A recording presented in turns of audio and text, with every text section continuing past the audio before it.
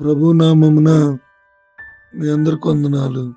ఈరోజు దేవుని యొక్క వాక్యము వాగ్దానం. యెహోవా నీ కృప నన్ను బలపరుచుచున్నది. కీర్తన 94:18.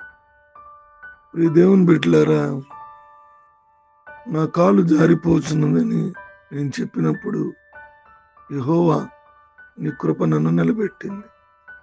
ప్రియ దేవుని బిడ్డలారా, పడిపోతున్నట్లు అనిపించే క్షణాల్లో దేవుని కృపే మన బలం. నువ్వు జారిపోతున్నట్టు అనిపించే నా దేవుని కృప నిన్ను నిలబెడుతుంది. నీ బలహీనతల్లో ఆయన బలం అవుతాడు. పడిపోకుండా నీ జీవితాన్ని ఆయన చేతి కాపాడుతుంది. నీ స్థిరత్వానికి ఆధారం దేవుని కృప.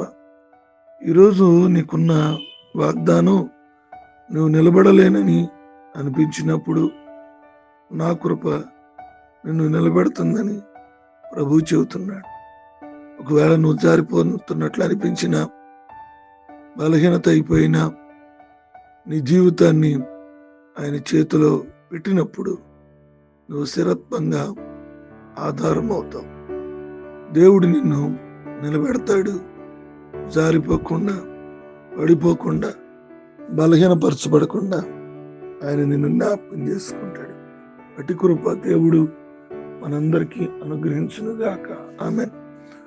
మహోన్నతుడా, సర్వాధికారి, నిరంతరము స్తోత్రార్హుడైన మా తండ్రి, రాత్రంతా కాచి మరొక శ్రేష్టమైన దినాన్ని ఇచ్చావు. వేకునే లేచి మిమ్మల్ని ఆరాధించగలిగాం. అందరి మాట మీకు స్తోత్రాలు.